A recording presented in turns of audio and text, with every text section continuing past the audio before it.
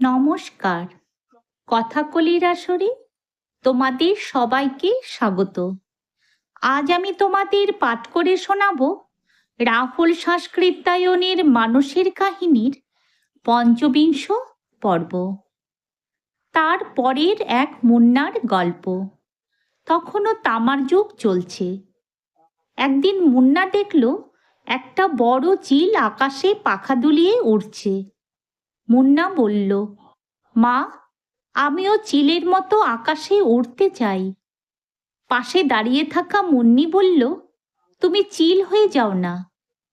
মুন্না বলল, চিল হব কি করে? মুন্নি বলল, তাহলে তো তুমিও উড়তে পারবে না। মুন্না ভাবছিল, আমি তো স্বপ্নে উড়তে পারি, তাহলে সত্যি সত্যি উড়তে পারবো না কেন? মা তাকে বুঝিয়ে বলল, না খোকা, মানুষ উড়তে পারে না। মাছ, কচ্ছপ, কাঁকড়ারা উড়তে পারে না।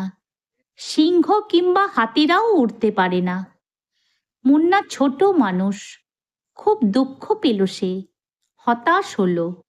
বলল, মা, আমরা তো মাছের মতো নই, কিন্তু জলে তো সাঁতার কাটতে পারি। মা তাকে অনেক বোঝালো, কিন্তু মুন্না কিছুতেই বুঝল না, কাঁদতে লাগলো। মুন্নি মার কাছে জানতে চাইল, মা, শুধু পাখিরাই উড়তে পারে, আর কেউ পারে না? মা বলল, যাদের ঠোঁট আছে শুধু তারাই উড়তে পারে। চামচিকেই একমাত্র জানোয়ার যে চামড়ার পাখার সাহায্যে উড়তে পারে। মুন্না বলল, তাহলে আমরাও চামড়ার পাখা লাগিয়ে নেব। মা মুন্নার মুখে চুমু খেয়ে বলল, পাখা তো আর লাগানো যায় না, জন্মের সঙ্গেই তা শরীরে বেরোয়। উড়তে পারবে না জেনে খুব দুঃখ হলো মুন্নার। তার এক মাসিকেও সে জিজ্ঞেস করল। মাসিও তাকে বলল, মানুষ উড়তে পারে না, কখনো ওড়েনি, কখনো উড়বেও না। কারণ মানুষের পাখা নেই, কিন্তু দাঁত আছে। মুন্না ভাবতে লাগলো, আমাদের দাঁতগুলো যদি ঠোঁট হতো আর পাখাও গজাতো, তাহলে কি মজাই না হতো। মুন্না যখন বড় হলো, তখন সেও বলতে লাগলো, মানুষ উড়তে পারে না। আবার নতুন মুন্নার জন্ম হলো। সেও স্বপ্ন দেখল যে সে উড়ছে, পাখিদের আকাশে উড়তে দেখল, তারও ওড়ার ইচ্ছে হলো। সব মুন্নারাই ওড়ার স্বপ্ন নিয়ে বড় হতে লাগলো। আমার বাবা যখন ছোট ছিলেন, তখন মোটর গাড়ি আবিষ্কার হয়নি, এরোপ্লেনের তো কথাই ওঠে না। কিন্তু আজকের মুন্না মুন্নিরা আকাশে উড়ছে, অতি দ্রুত উড়ছে। অনেক পাখিও এত জোরে উড়তে পারে না।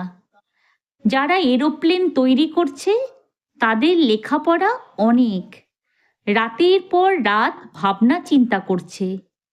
লোহা আবিষ্কার হলো, তারপর আরো শক্ত লোহা আবিষ্কার হলো। প্রথমে বেলুন ফানুস তৈরি করে উড়ল মানুষ, তারপর এরোপ্লেন আবিষ্কার করলো। এখন আমরা দিব্যি আরামে এরোপ্লেনে চড়ে আসা যাওয়া করতে পারি। এত আরাম মোটর গাড়িতেও নেই, ট্রেনেও নেই। এরপর যত দিন যাবে, মানুষ ততই আরো এগিয়ে যাবে।